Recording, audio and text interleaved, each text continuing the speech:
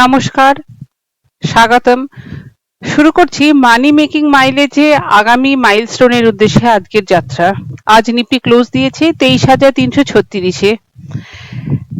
এখনো পর্যন্ত gift Nifty trade করছে 24 থেকে 25 পয়েন্ট পজিটিভে। দেখা গেলে নিফটি কিন্তু এখন একটা রেঞ্জের মধ্যে কনসলিডেট করছে।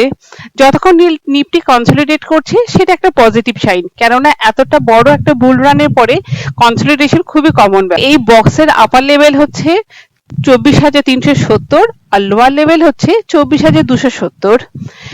নিফটি এই বক্সের যেদিকে ব্রেক খাবে সেই দিকেরই ডিরেকশন পাবে এমন ধরে নেওয়া যেতে পারে। নিফটিতে আবার একটা সুন্দর ট্রেন্ড লাইনেরও সাপোর্ট নিয়েছে। গিফট নিফটির পজিশন অনুসারে আমার অনুমান কালকে নিফটি ফ্ল্যাট থেকে স্লাইড নেগেটিভে ওপেন হতে পারে। আর যদি রেক্ট্যাঙ্গেল বক্সটাকে ব্রেক করে তাহলে সেই পুরনো লেভেল 24,250, 24,250 যদি ডিসাইসিভলি ব্রেক করে ক্লোজ না দেয় তাহলে কিন্তু ভালো সেল দেখা যাবে না। আর ব্রেক করলে 24,200, 24,150 ও 24,100 ইত্যাদি লেভেল অনায়াসে দেখা যেতে পারে। কিন্তু নেগেটিভ ওপেন হওয়ার পরে যদি নিফটি কভার আপ করার চেষ্টা করে সেই ক্ষেত্রে ট্রেন্ড লাইনে একটা হালকা রেজিস্ট্যান্স পেলেও পেতে পারে। এবারে আসছি আমরা কালকে যে যে স্টক নিয়ে কাজ করেছিলাম সেগুলোর আলোচনা করতে। প্রথমেই ছিল আমাদের এমটারটেক। এমটারটেকে আমাদের সেলিং জোন ছিল 1460, 1480, 1510 ইত্যাদি। আমরা সেকেন্ড ক্যান্ডেলই 1460-এ এমটারটেক সেল করি, সেটাকে 1441-এ নেওয়ার চেষ্টা করেছিলাম, কিন্তু দুর্ভাগ্যবশত আমাদের সেটাকে আমরা স্কোয়ার আপ করতে পারিনি। তারপরে আমরা 1484-তে আবার এমটারটেককে সেল করি এবং অবশেষে 1508-এর লেভেলে এমটারটেককে ফাইনালি সেল করি। যে কোয়ান্টিটি আমরা 1508-এ সেল করেছি সেটাকে আমরা 1480-র কাছে নিয়েও নিই। আর 1480-তে যেটা আমাদের সেল হয়েছিল সেটাকে আমরা 1465-র কাছে নিয়ে নিই।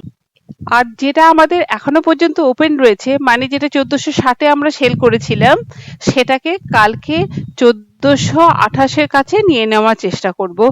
মার্কেটে যেহেতু একটা হালকা বেয়ার সেন্টিমেন্ট রয়েছে, হয়তো আমরা 1428-এ পেয়ে গেলেও পেয়ে যেতে পারি। পরের স্টক ছিল আমাদের ক্রেডিট অ্যাক্সিস গ্রামীণ, যেটা নেওয়ার কথা ছিল 1084 থেকে 1064-র মধ্যে। দুর্ভাগ্যজনকভাবে আমাদের এন্ট্রি দুটো হয়নি, আমরা স্টকটাতে কোনো কাজ করতে পারিনি। আমার লাস্ট স্টক হচ্ছে গ্ল্যান্ড ফার্মা। গ্ল্যান্ড ফার্মাতে আমরা শর্ট সেল করে খেলবো এরকমই একটা প্রেডিকশন ছিল।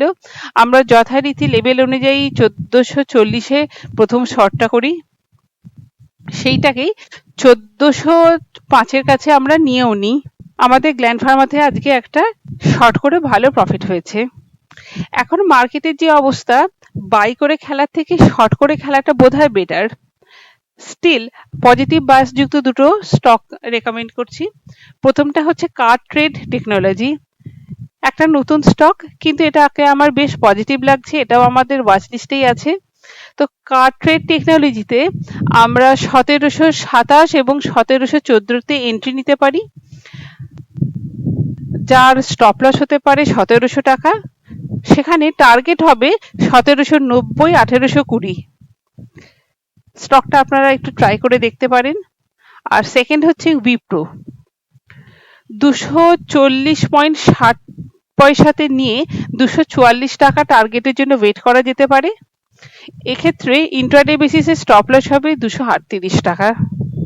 অ্যাকচুয়ালি উইপ্রোটাতে খুব অল্প গ্যাপের মধ্যে খেলা হয়, একটা লো বিটা স্টক বলে।